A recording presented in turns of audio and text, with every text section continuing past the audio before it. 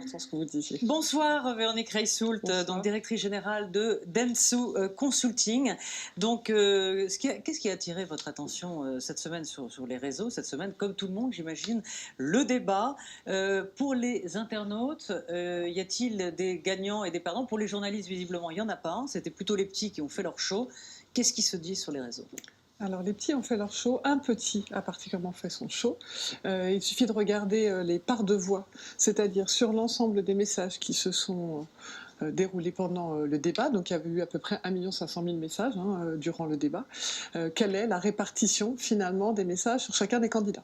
Donc on a François Fillon qui est arrivé en premier, pas forcément pour des messages très positifs, mais en premier, suivi de Jean-Luc Mélenchon. Donc ça montre bien qu'il était au cœur du débat, au cœur du sujet, et que c'est lui qui menait un peu le sujet, suivi de Marine Le Pen à 15%, Emmanuel Macron à 12%, et ensuite M. Poutou, quasiment à la même hauteur que M.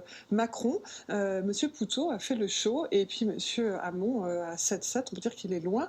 Il a fait le show, on en a beaucoup parlé, il a même été ce qu'on appelle un mème, c'est-à-dire que un mème, c'est la reprise d'un message détourné plein de fois.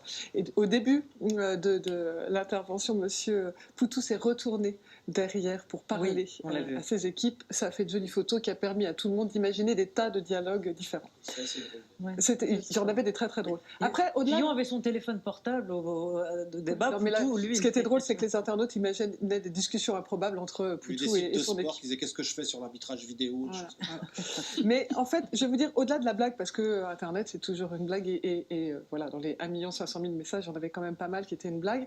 C'était quand même un sujet intéressant de voir que finalement, si on regarde les parts de voix des autres petits, on aurait pu se dire que ce que M. Poutou a fait, d'autres auraient pu le faire. En fait, vous avez M. Lassalle qui est ressorti un peu plus. Lui, malheureusement pas pour des bonnes raisons. C'est-à-dire qu'il a été très raillé, on ne comprenait pas ce qu'il disait, et voilà. Mais vous avez M. Dupont-Aignan qui est à 3,9%. Je vous rappelle que c'était son moment.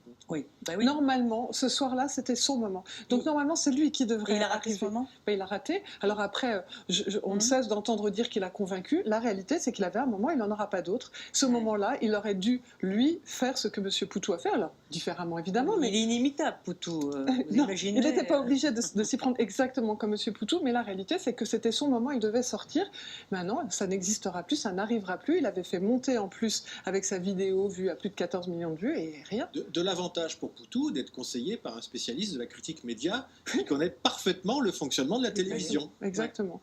Et alors, François Fillon, est-ce qu'il sort un peu de la nasse quand même Alors, François Fillon, pour vous répondre, en fait, ce qui est intéressant, c'est, vous savez, on avait parlé la semaine dernière, regardez les émotions dans les messages qui sont contenus pendant, donc c'est sur ces 1 500 000 messages, ceux qui contiennent des émotions sur les candidats. C'est intéressant de voir que François Fillon, il a généré 59% de confiance.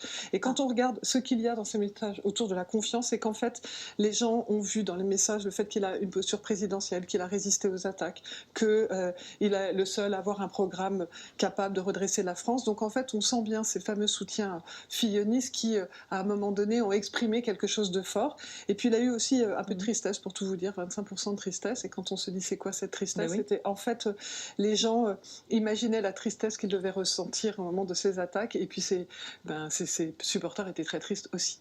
Après, la confiance beaucoup plus forte, beaucoup plus intéressante, c'est celle que M. Macron a recueillie. Alors il y avait moins de messages, mais voilà, lui c'était 53% de confiance, une confiance en fait qui venait essentiellement de la raison de sa candidature. On vous disiez tout à l'heure que, et on le sent sur les réseaux sociaux, les gens ont envie d'être convaincus, attendent des arguments. Ben, l'argument qu'ils ont retenu ce soir-là, on verra si cet argument imprime, mais c'est la raison pour laquelle il se présente, l'alternance véritable. Ce mot-là a été beaucoup repris et donnait une sorte de confiance finalement aux internautes qui commentaient.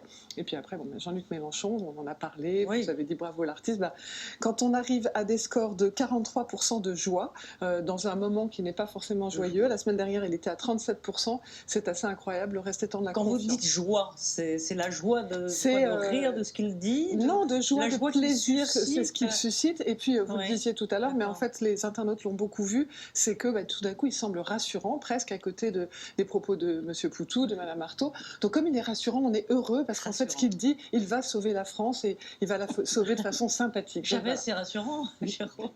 Donc voilà. Et je pense qu'en fait, le vrai enjeu de ce débat, en tout cas, c'est ce que j'ai vu sur les réseaux, c'est que, en fait, ça fait baisser le ticket d'entrée et on voit bien que Mélenchon, aujourd'hui, il bouge pas dans les sondages, mais je ne vais pas m'amuser à jouer les oracles et puis c'est pas du tout prédictif, les réseaux sociaux. Mais sûr. la réalité, c'est qu'il y a une dynamique qui fait que ça m'étonnerait qu'ils ne finissent pas par aller chercher un peu ailleurs que simplement sur M. Hamon. Un petit mot peut-être sur Marine Le Pen. Les journalistes ou les observateurs considèrent qu'elle a raté son coup aussi, qu'elle était un peu éteinte, qu'elle est moins, on va dire, offensive que lorsqu'elle est en interview. Alors en fait, la tristesse était de loin, à 57%, l'émotion qui était la plus ressentie. Et pourquoi la tristesse ? En fait, c'était la tristesse en écoutant son propos, les gens se disent... quelle horreur, en fait, elle devrait sauver la France et ils sont en train de l'attaquer, ils ne se rendent pas compte. Et voilà, ces soutiens sont déjà dans une sorte de on va pas y arriver et ça provoque beaucoup de tristesse chez eux. Bon, il y avait aussi un peu de tristesse qu'on lui donne la parole, mais ça, c'était plus minoritaire. Donc voilà. C'est tout. Mais quelle est la différence entre les 59% dans les motivations de confiance Fillon et les motivations de confiance Macron ? C'est pas On a l'impression que ce sont des militants fillonistes qui lui font confiance, alors que chez Macron, ça déborde. Ça déborde un peu. Alors, je ne vous l'ai pas mis là. Dans les sujets, c'est qu'en fait, Monsieur Macron avait les équipes de campagne les plus actives sur les réseaux ce soir-là, plus que Fillon. Mais par contre, les équipes de Fillon ont tous, sans qu'il y ait de consignes, parce que ça, vous voyez, ça ne se disait pas tout à fait de la même façon, mais ont ressenti le besoin de dire, mais son programme est bon, arrêtons de l'attaquer. On a confiance en lui, c'est comme ça qu'il sauvera la France. C'est cohérent. C'était pas... C'est la façon d'ailleurs dont François Fillon a joué le débat. C'est-à-dire le registre à la fois présidentiel et sur le fond, c'est ce que je propose qui est bon, donc arrêtez ces petites attaques. Ça a plutôt fonctionné. Merci beaucoup Véronique.